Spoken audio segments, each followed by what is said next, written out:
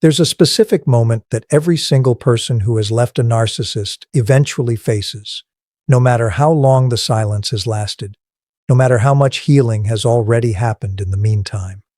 The moment your phone lights up with a message from them, arriving after weeks, months, sometimes years of nothing.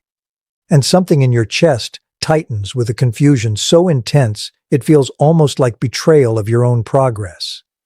Why does this still affect me? Why, after everything I've learned, everything I've healed, does one single message have the power to unsettle me this completely?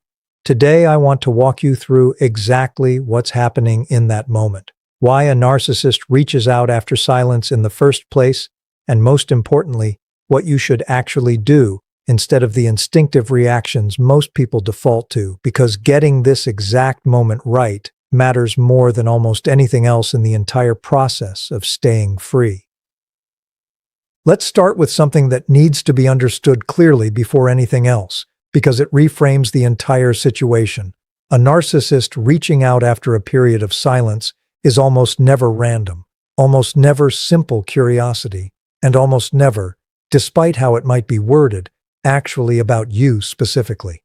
It's about timing, about internal need, about a specific psychological gap that's opened up in their life that they're now looking to fill, and understanding this timing is crucial to understanding why the message arrived exactly when it did. Narcissists track, whether consciously or unconsciously, the emotional and practical resources available to them at any given moment, and a reach out after silence typically correlates with one of a few predictable triggers. A new relationship that started requiring more effort than they expected. A professional or personal setback that's destabilized their usual sense of control. A milestone or achievement they want witnessed by someone who used to reliably provide that witnessing, or simply enough time having passed that the sting of whatever led to the silence has faded into something more comfortable to revisit. None of these triggers have anything to do with genuine, sustained reflection about how they treated you. They have to do with their current needs, and you, in this moment, have become relevant again specifically because those needs have resurfaced. The first thing to understand about why this message lands with such disproportionate emotional weight, even after real healing has occurred, is that it activates what psychologists sometimes call the intermittent reinforcement loop, one of the most powerful conditioning patterns the human brain can develop. If your relationship with this person involved cycles of closeness, followed by distance, warmth, followed by coldness, the unpredictability of that cycle trained your nervous system in a way steady, reliable relationships never do. Unpredictable reward is, neurologically, far more compelling than predictable reward, which is exactly why gambling is addictive in a way that a guaranteed, fixed payout never could be. A message arriving after silence taps directly into this conditioning, regardless of how much conscious healing you've done, because the conditioning lives at a level beneath conscious decision-making, in the same neural pathways that respond to any variable reward system. This is why the message can feel so disproportionately significant even when your rational mind fully understands the pattern. The reaction isn't a failure of your healing. It's your nervous system responding exactly the way it was trained to respond. And understanding this removes an enormous amount of unnecessary shame from the reaction itself. The second thing to understand is the specific content and tone these messages tend to carry, because recognizing the pattern in real time makes it significantly easier to respond wisely rather than reactively. These messages are rarely direct requests. They tend to arrive wrapped in something disarming, a seemingly casual check-in, a shared memory framed as nostalgic rather than manipulative, a piece of news they want to share, sometimes even an apology that, on closer inspection, is vague enough to require no actual accountability while still generating the emotional response of having made things right. The specific genius of these messages, if we can call it that, is that they're crafted consciously or through years of practiced instinct to be difficult to ignore without feeling unreasonable. A simple thinking of you is hard to respond to with anything other than warmth, because responding coldly to something so seemingly innocent can make you feel, in the moment, like you're the one being unnecessarily harsh. even though you know somewhere underneath that immediate reaction exactly what pattern you're actually looking at. The third thing worth understanding is why your first instinct in the moment this message arrives is so rarely the instinct that actually serves you, and why almost everyone, even people who've done significant healing work, needs a deliberate pause before responding rather than trusting their immediate impulse. The immediate impulse tends to split into one of two directions, both of which typically lead somewhere unhelpful. The first impulse is to respond warmly, to engage, to see where the conversation goes, driven by curiosity, by the old conditioning we just discussed, by a part of you that still holds out hope this time might somehow be different. The second impulse, less common but still frequent, is to respond with anger, with a detailed accounting of everything they did wrong, driven by a need to finally be heard, to finally force some acknowledgement out of them, now that you have the clarity and the words you didn't have before. Both of these impulses feel satisfying in the moment they arise, and both of them, almost without exception, end up costing more than they provide, because both of them require you to re-engage directly with someone whose entire pattern depends on your engagement, in whatever form it takes, in order to sustain itself. So, what should you actually do instead? In that specific moment when the message arrives and your chest tightens, and your mind starts generating all the reasons this time might genuinely be different. The first, most important step is creating deliberate distance between the moment you receive the message and the moment you respond, if you respond at all. This isn't about performing coldness or strategically withholding a response to seem unaffected. It's about recognizing that the immediate window after receiving contact from someone who previously destabilized you is precisely the window where your judgment is least reliable, precisely because the old conditioning is most activated in that exact moment. Giving yourself even a few hours, ideally a full day or more, before deciding how to respond, allows the initial activation to settle enough that you can actually access your more considered, more healed perspective, rather than reacting from the immediate surge of old conditioning that the message was specifically designed, whether consciously or not, to trigger. The second thing to do during that deliberate pause is to ask yourself a very specific question, one that cuts through almost all of the confusion this kind of message tends to generate. What evidence beyond this single message do I actually have that anything has fundamentally changed? Not what does this message imply, not what tone does it carry, not what possibility does it open up in my imagination, but what concrete, sustained evidence exists that the pattern which led to the original silence has been genuinely addressed. In the overwhelming majority of cases, the honest answer to this question is none.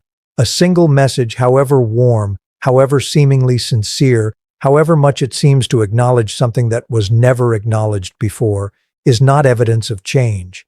It's evidence of contact, which is an entirely different thing, and conflating the two is exactly the trap that keeps people cycling back into relationships that never actually became safer than they were when the silence began.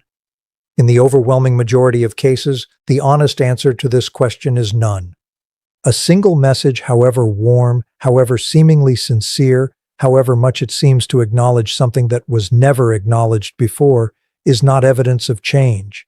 It's evidence of contact, which is an entirely different thing. And conflating the two is exactly the trap that keeps people cycling back into relationships that never actually became safer than they were when the silence began.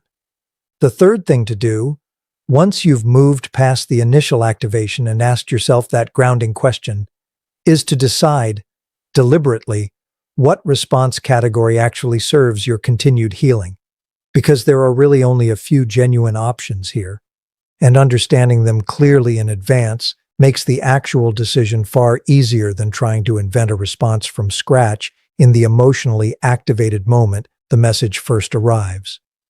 The first option is no response at all, which remains, in the vast majority of cases involving a genuinely harmful pattern, the option that best protects your progress. Silence isn't rudeness. It isn't punishment.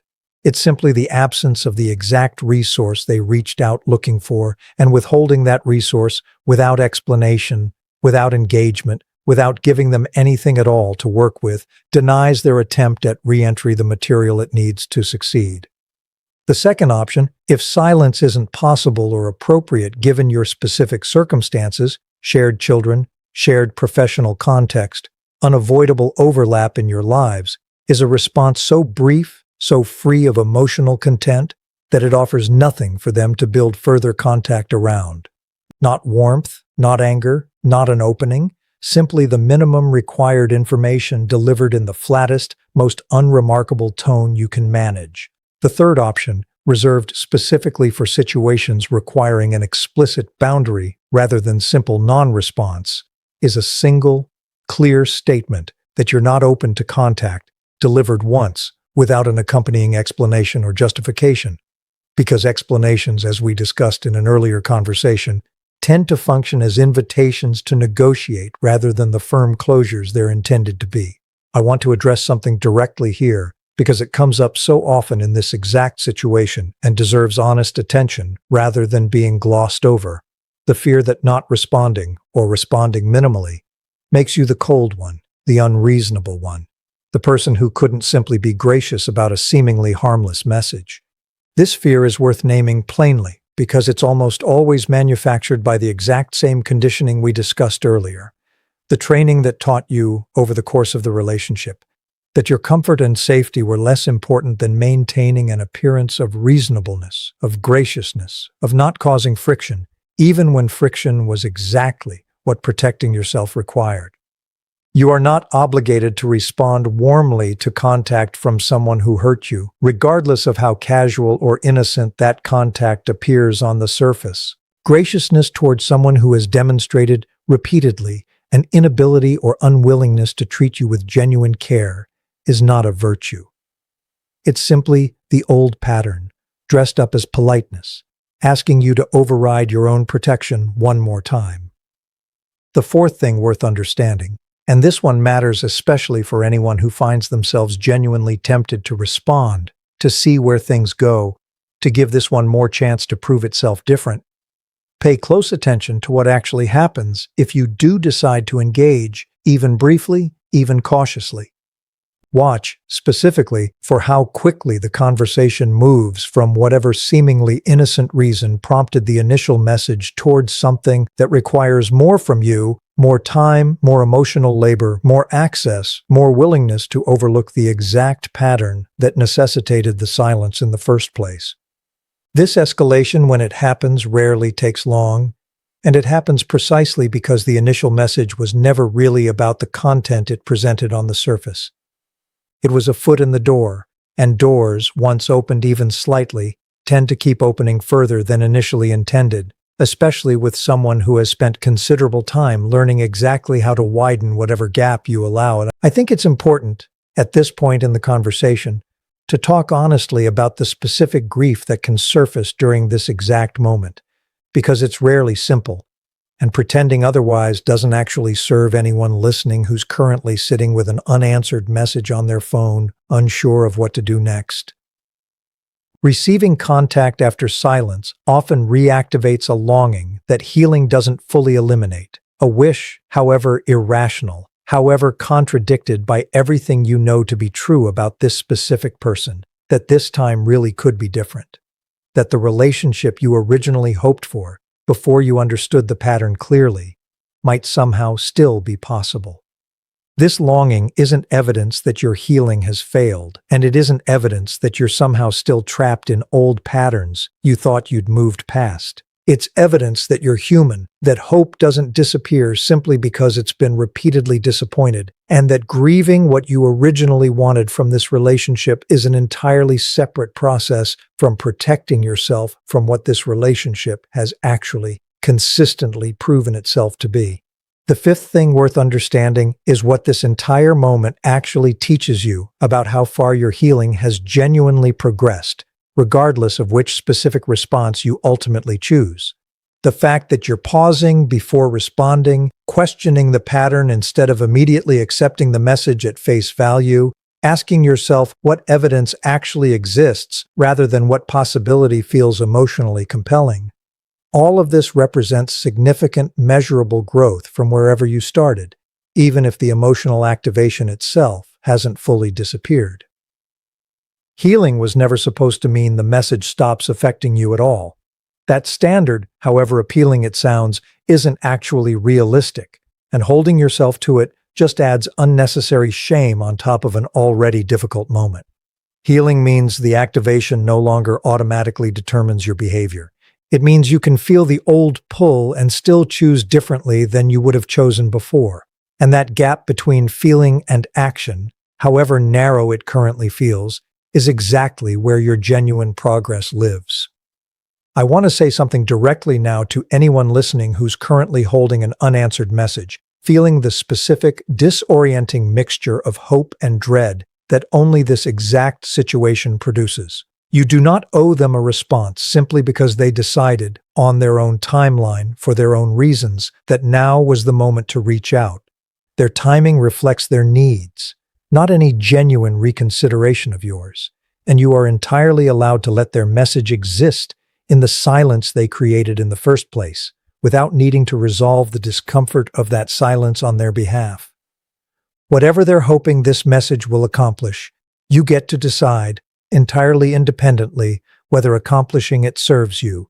And in the overwhelming majority of cases involving a genuinely harmful pattern, the honest answer to that question is no, regardless of how compelling the message itself might feel in the moment you first read it. So picture this, the way we often close these conversations. Not a dramatic confrontation, not a tearful reunion, not even a firm, decisive block executed in a single moment of triumphant clarity, but something quieter, something that reflects how this decision actually tends to unfold when it's made wisely. Picture yourself, phone in hand, message displayed on the screen, feeling the familiar tightness rise in your chest, exactly the way it always has.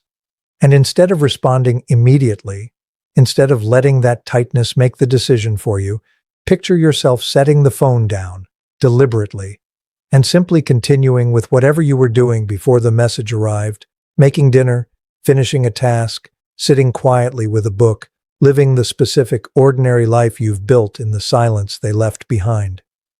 The message remains there, unanswered, not because you're punishing them, not because you're proving a point, but because you've finally, fully internalized something that took real time and real difficulty to learn. Their timing was never actually your obligation, and your peace was never meant to be interrupted indefinitely by whatever they decide on any given day that they suddenly need from you. Because that is the real, quiet, cinematic truth beneath everything we've explored today.